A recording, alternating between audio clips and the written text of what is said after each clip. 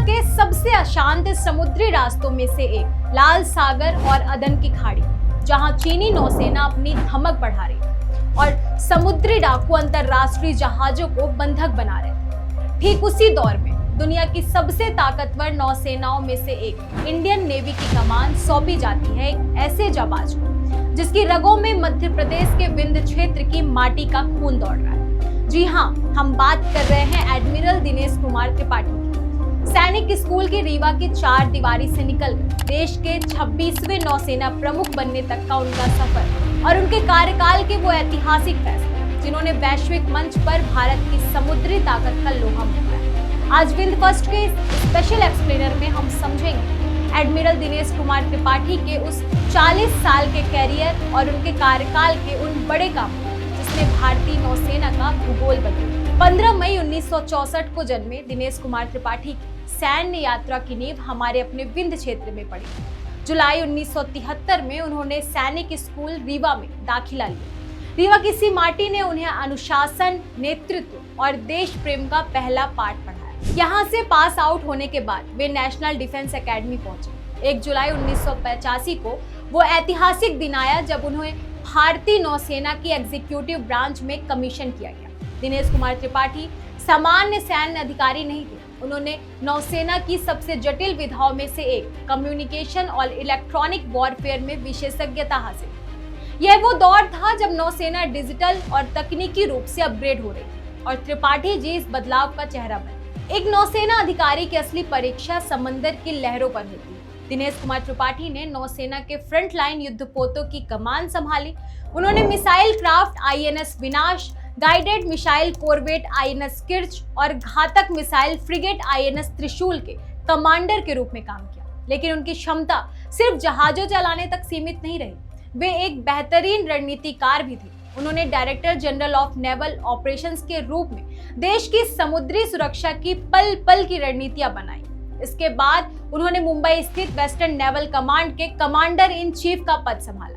ये वो कमांड है जो सीधे तौर पर पाकिस्तान की हरकतों पर नजर रखती है। नौसेना प्रमुख बनने से ठीक पहले वे vice chief of naval staff भी रहे। कार्यकाल के बड़े फैसले और ऑपरेशन सिंदूर।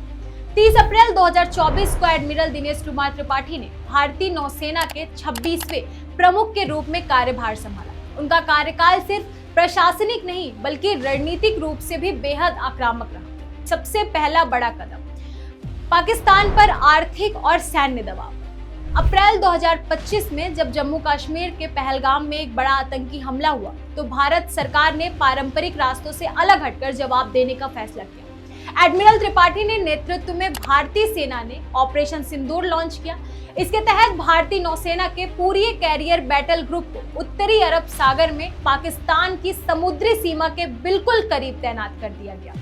नौसेना के इस आक्रामक फॉरवर्ड डिप्लॉयमेंट का नतीजा यह हुआ कि पाकिस्तानी नौसेना डर के मारे अपने बंदरगाहों से बाहर नहीं निकल पाई। इस ब्लॉकेड जैसी स्थिति ने पाकिस्तान को आर्थिक और रणनीतिक रूप से घुटनों पर ला दिया। और दूसरा बड़ा काम, लाल सागर में एंटी पायरेसी ऑपरेशन। उनके कार्यकाल के दौरान लाल सागर और हिंद महासागर में समुद्री डाकुओं और हूती विद्रोहों का आतंक चरम पर था। एडमिरल त्रिपाठी ने ऑपरेशन संकल्प को और मजबूत किया। भारतीय मरीन कमांडोज ने कई विदेशी जहाजों को डाकुओं के चंगुल से छुड़ाया, जिसने भारत को वैश्विक स्तर पर नेट सिक्योरिटी प्रोवाइडर के रूप में स्थापित किया। आत्मनिर्भर भारत और विमेन एम्पावरमेंट। एडमिरल त्रिपाठी का मानना था कि भारत की सुरक्षा विदेशी हथियारों के दम पर नहीं हो सकती। इसीलिए उन्होंने आत्मनिर्भर भारत अभियान को नौसेना में सबसे तेजी से लागू किया। 100वां स्वदेशी युद्धपोत। उनके कार्यकाल के दौरान ही भारतीय नौसेना ने अपना 100वां मेड इन इंडिया युद्धपोत बेड़े में शामिल किया।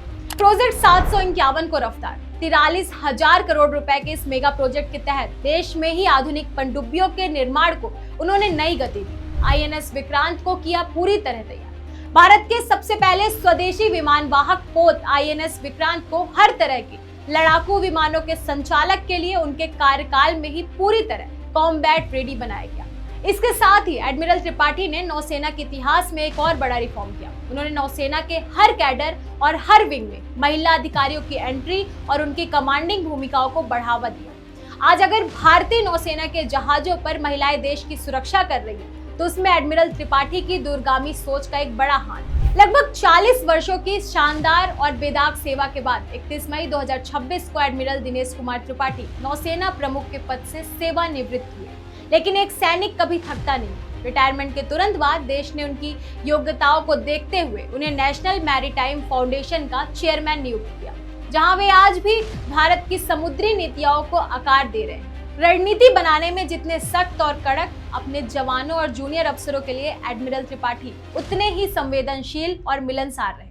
रीवा के सैनिक स्कूल की मिट्टी से निकलकर देश के समुद्री साम्राज्य के सर्वोच्च सेनापति बनने तक का उनका यह सफर सिर्फ विंध्य के युवाओं के लिए ही नहीं, बल्कि पूरे देश के लिए एक प्रेरणा है। विंध्य फर्स्ट की पूरी टीम की तरफ से देश के इस महान सपूत को सलाम। आपको हमारी ये स्पेशल रिपोर्ट कैसी लगी, कमेंट बॉक्स में जरूर बताएं।